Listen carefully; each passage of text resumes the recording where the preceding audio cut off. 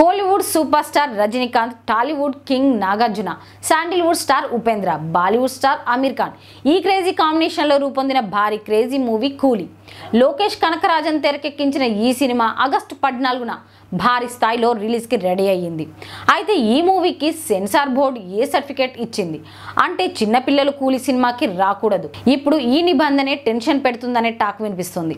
అయితే ఈ వయసులో రజనీ ఏ సర్టిఫికేట్ సినిమా తీయడం ఏంటి అనే చర్చ కూడా నడుస్తుంది. అసలు కారణం ఏంటి?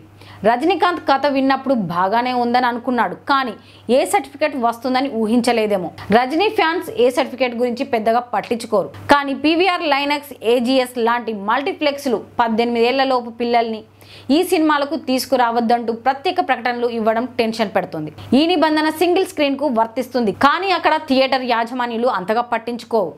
అయితే మల్టీప్లెక్స్లు మాత్రం ఖచ్చితంగా నిబంధనలు పాటిస్తాయి. దీంతో కాస్త టెన్షన్ కలిగిస్తుందనేది వాస్తవం. మరో వాదన ఏంటంటే రజనీకాంత్ ఈ వయసులో ఏ సర్టిఫికేట్ వచ్చేలా సినిమా చేయడం అవసరమా అనే మాట కూడా వినిపిస్తుంది. అయితే కూలీ రిలీజ్ రోజునే వార్ 2 వస్తుందనే విషయం తెలిసిందే. ఎన్టీఆర్, హృతిక్ రోషన్ కలిసి నటించిన ఈ సినిమాకి అయాన్ ముఖర్జీ డైరెక్టర్. ఈ మూవీకి యూఎస్ సర్టిఫికేట్ వచ్చింది కాబట్టి ఏస్తో సంబంధం లేకుండా ఈ సినిమా ఎవరైనా చూడొచ్చు. కాకపోతే పెద్ద పర్యవేక్షణ ఉండాలంతే. ఓపెనింగ్స్, ఫైనల్ రన్ రికార్డుల మీద భారీగా ఆశలు పెట్టుకున్న రజనీ ఫ్యాన్స్కు ఇప్పటి ఏ సర్టిఫికేట్ సమస్యగా మారుతుందని తెగ టెన్షన్ పడుతున్నారు. ముఖ్యంగా కోలీవుడ్ జనాలు కూలీ సినిమా 1000 కోట్లు కలెక్ట్ చేస్తుందని, ఈ సినిమా కోలీవుడ్కి ఫస్ట్ 1000 సినిమా అవుతుందని చాలా ఆశలు పెట్టుకున్నారు. ఇప్పుడు సెన్సార్ బోర్డు ఏ సర్టిఫికేట్ ఇవ్వడంతో దాని ప్రభావం కలెక్షన్పై పడుతుందనే టాక్ వినిపిస్తోంది. లోకేష్ కనకరాజన్ అంతగా హింస చూపించాడా?